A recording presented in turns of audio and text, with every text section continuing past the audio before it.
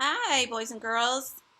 I hope you're doing well today. It's a little chilly out, so I put on a warm, comfy sweater. Um, I hope you got a chance to watch the science experiment video and the math video from yesterday. I'm going to do another math video after I read today. And oh my goodness gracious. Yep, we have Kane here again.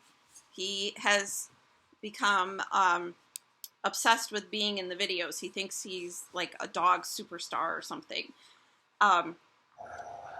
So if they start fighting and making noise, I'm going to have to tell them to go see their daddy, and hopefully they'll go upstairs and leave me be so we can listen to the story today. So last we read, Edward Tulane had hooked up with Bull and Lucy, the homeless man, and his dog, and they had renamed him Malone, and Bull had made him a new outfit out of his winter hat, and his pants were made of, oh my gosh, I forgot. Pants. Oh, one of the handkerchiefs. So he had made him a shirt and a pair of pants.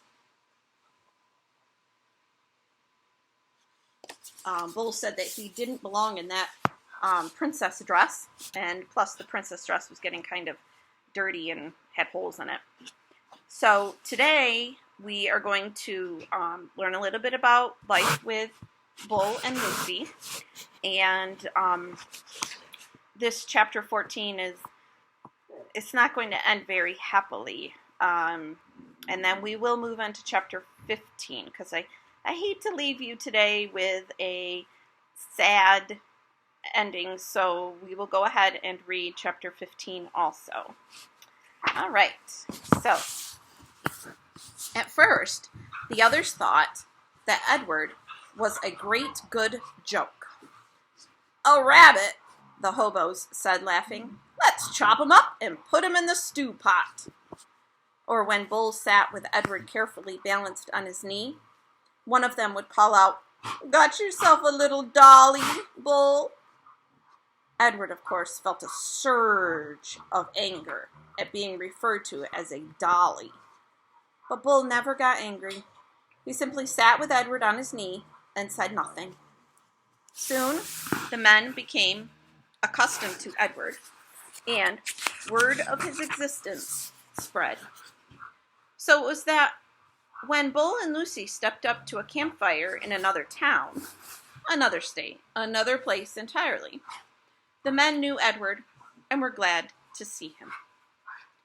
"Malone!" they shouted in unison, and Edward felt a warm rush of pleasure at being recognized, at being known. Whatever it was that had begun in Nellie's kitchen, Edward's new and strange ability to sit very still and concentrate the whole of his being on the stories of another became invaluable around the hobo campfire. So that's another important thing that Edward has learned. If you remember at the beginning of the book, Edward would sit at the dining room table, and Abilene and her mother and father and Pellegrina would tell about their day, or they would tell stories, and Edward never listened. He said that their conversations were boring and dull, and he didn't want to listen to that. But now this paragraph tells us that he's concentrating more on what other people are saying. And I think that's something that we can all learn from. And it's something that I tried to teach you every day, is that we listen to each other, because it makes other people feel important, and we can always learn something from others also. And we all want to feel important, don't we? Yes. "Look at Malone," said a man named Jack one evening. "He's listening to every word." "Certainly," said Bull. "Of course he is." Later that night, Jack came and sat next to Bull, and asked if he could borrow the rabbit. Bull handed Edward over, and Jack sat with Edward upon his knee. He whispered in Edward's ear. "Helen," Jack said, "and Jack Jr. and Taffy. She's the baby. Those are my kids' names. They are all in North Carolina. You ever been to North Carolina? It's a pretty state. That's where they are. Helen, Jack Jr., Taffy. You remember their names, okay, Malone?" Why do you think Jack sat down and told Edward the names of the people in his family? Why would he want Edward to know those things? Think about that, and if you get a chance, make a little video, send me your answer. I'd really like to know what you think of why Jack would tell Edward about his family in North Carolina.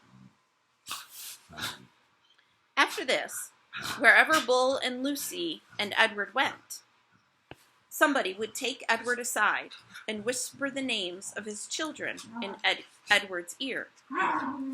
Betty, Ted, Nancy, William, Jimmy, Eileen, Skipper, Faith. Edward knew what it was like to say over and over again the names of those you had left behind.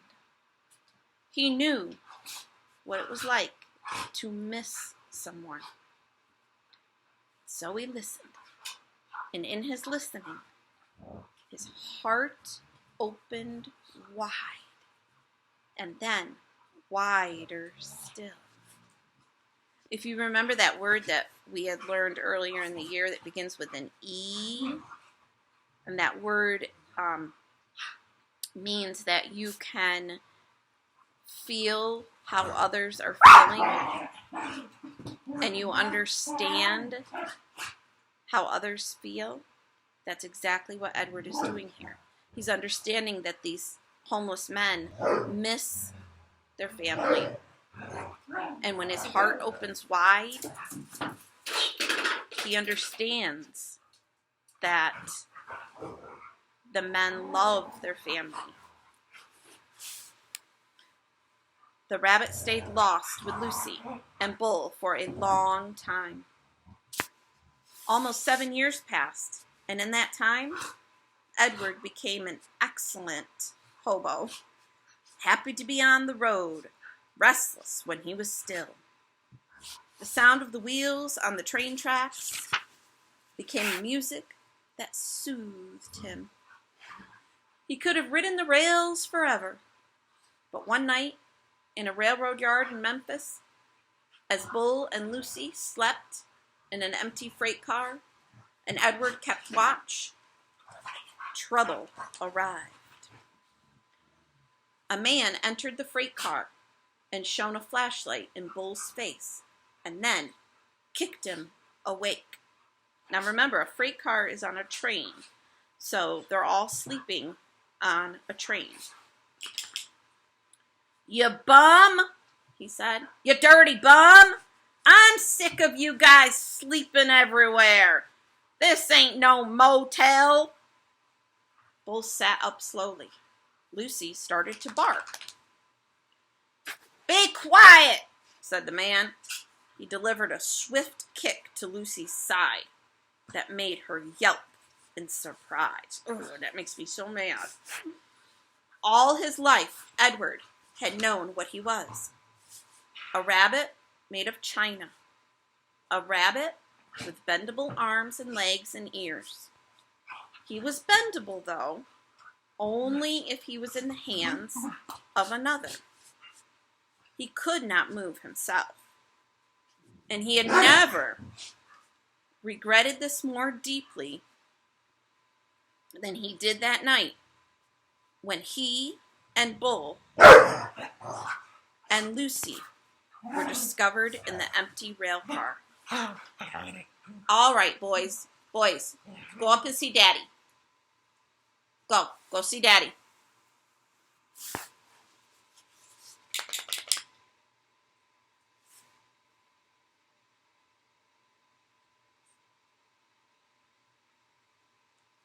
Go see Daddy, Jack.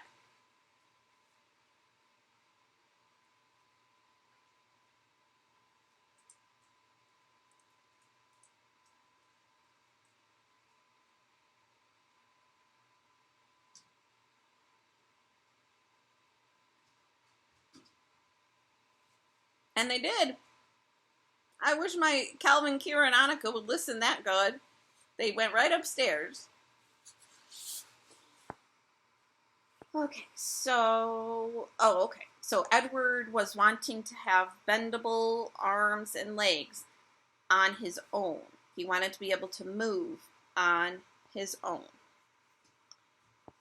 Edward wanted to be able to defend Lucy, but he could do nothing. He could only lie there and wait. "Say something," said the man to Bull. Bull put his hands up in the air. He said, "We're lost." "Lost? Ha! You bet you're lost." And then the man said, "What's this?" And he shone the light on Edward. Okay, so this man on the train, kind of might remind you of other characters who have not been very nice to Edward. Maybe Lolly and the boys on the ship, Amos and Martin. So let's see what the man does. "That's Malone," said Bull. "What?" said the man. He poked at Edward with the toe of his boot. "Things are out of control. Things are out of hand. Not on my watch. No, sir. Not when I'm in charge." The train suddenly lurched into motion. So the train starts to move. Motion means move. "No, sir," said the man again. He looked down at Edward. "No free rides for rabbits." He turned and flung open the door of the rail car. And then he turned back, and with one swift kick, he sent Edward sailing out into the darkness. The rabbit flew through the late spring air. Remember the last time Edward was flung into the darkness? He was on the ship. He was on the ship when the boys threw him overboard and he landed in the dark ocean. I don't think he's going to land in an ocean now, but he'll certainly land somewhere.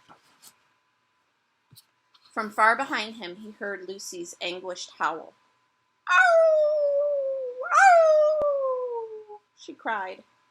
Edward landed with a most alarming thump, and then he tumbled and tumbled and tumbled down a long, dirty hill.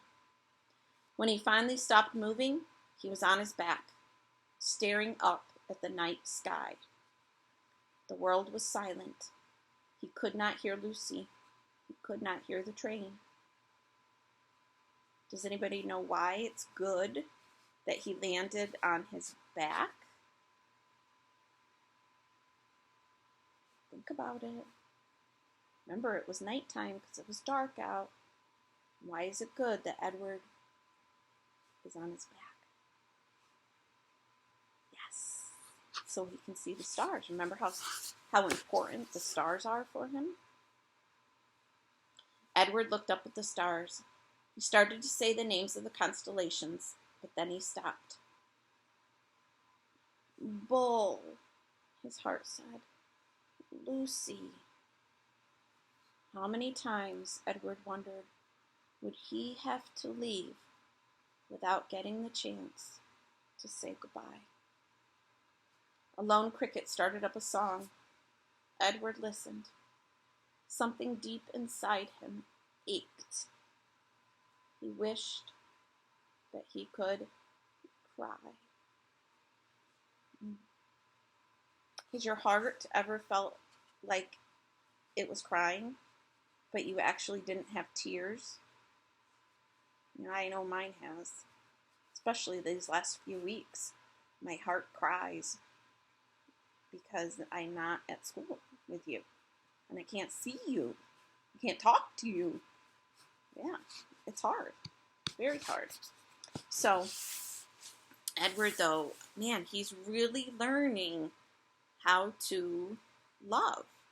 So, in this chapter, he is saying the words Bull and Lucy. Remember, a couple chapters ago, he was saying the words Nellie, Lawrence, Abilene. We're going to go on to chapter 15. Now, 14 ended kind of sad. Edward had been thrown off the train, landed in the grass or a field somewhere. Let's see what happens. Do you think he's going to be picked up by an antagonist, a bad character? Or will he be picked up by a protagonist, a good character? I don't know. Think about how authors write stories. What kind of character would they put in here now? In the morning, the sun rose, and the cricket song gave way to bird song. And an old woman came walking down the dirt road and tripped right over Edward. She said. She pushed at Edward with her fishing pole. Looks like a rabbit. She put down her basket and bent and stared at Edward. Only he ain't real. She stood back up. She said again. She rubbed her back. What I say is, there's a use for everything, and everything has its use. That's what I say. So it must be she plans on using Edward for something. She's going to have a use for him. Edward didn't care what she said. The terrible ache he had felt the night before had gone away and had been replaced with a different feeling, one of hollowness and despair. Pick me up or don't pick me up, the rabbit thought. Makes no difference to me. The old lady picked him up. She bent him double and put him in her basket, which smelled of weeds and fish. And then she kept walking, swinging the basket and singing, Nobody knows the troubles I've seen. Edward, in spite of himself, listened. I've seen troubles too, he thought. You bet I have. And apparently, they ain't over yet. Edward was right. His troubles were not over. The old woman found a use for him. She hung him from a pole in her vegetable garden. She nailed his ears to the wooden pole and spread his arms out as if he were flying and attached his paws to the pole by wrapping pieces of wire around them. In addition to Edward, pie tins hung from the pole. They clinked and clanked and shone in the morning sun. So put that picture in your head, your movie, and think about what she's made Edward into. She put him on a pole in her garden. Okay? So she's nailed his head up, so his head is straight up, and then she put his arms straight out like this, and kept his arms straight out. What do you put in a garden? And then you put something noisy. These pie tins go clink, clink, clink, clink, clink, clink, clink. Think of the word.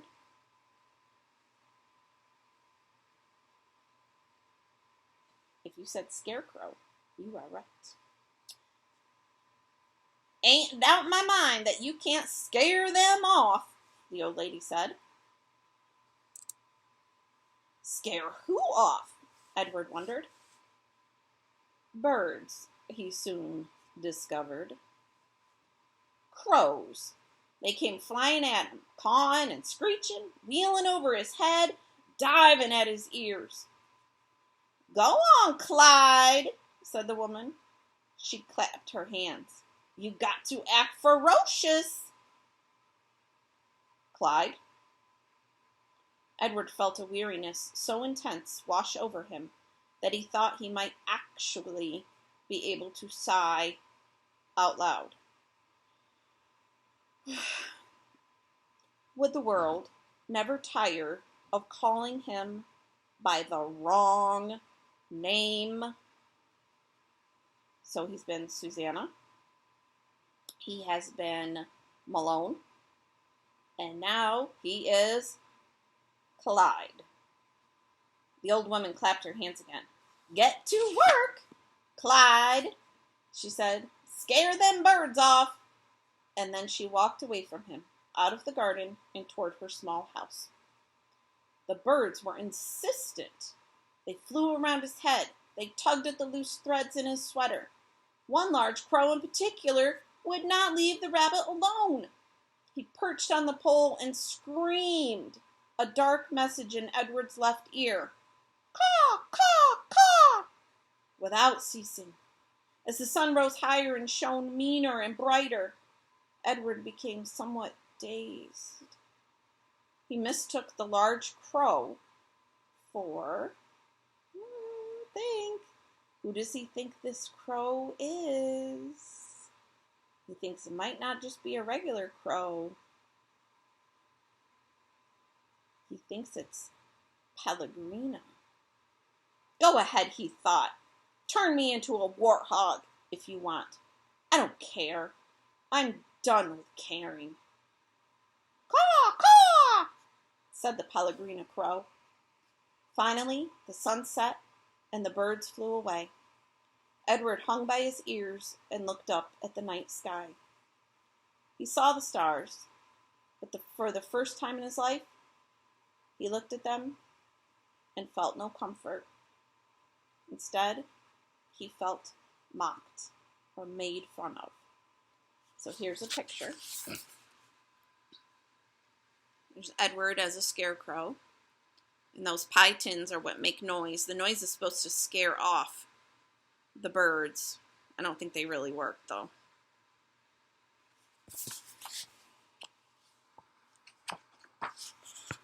You're down there alone, the stars seem to say to him, and we are up here in our constellations together. I've been loved, Edward told the stars. So, said the stars, what difference does that make when you're all alone now? Edward could think of no answer to that question. Eventually, the sky lightened, and the stars disappeared one by one. The birds returned, and the old woman came back to the garden. She brought a boy with her. And that ends chapter 15. So we're kind of leaving off with Edward is feeling very lonely, hanging up on this pole all by himself. And even though he can see his stars, he doesn't think that they're doing him any good now. He still feels all alone. But the stars are asking him, what difference does it make when you're all alone now? So think about that. If you are alone or you are lonely, does it help when you think about the people that love you or the people that you love? I know it helps me. I haven't seen my mom in a few weeks now. We're staying away from her. But I know, so when I'm feeling lonely and I want to go see my mom and I can't, I think about all the things that we did together and how I will see her very soon when we are allowed. And I remember the love I have for her and the love that she has for me. And that's what helps me. And that's something, though, that Edward has to learn. He's learned how to love, and he has realized that people love him, but now he needs to learn how to just store that love in his heart so he can have that and use it all the time. And that's an important thing for us to all learn, especially, for the past month or so. You need to know that. Know that I love you, and you keep that in your heart. So next time we read, we're going to read about this boy that the woman brought to the garden. Let's see what the boy does. Who is he? Okay. Think about, how do you feel about Edward becoming a scarecrow? Do you think it was a good thing for the woman to do? Or was it a bad thing? So, let me know your thoughts. And I'm going to make a map and out later. See you later.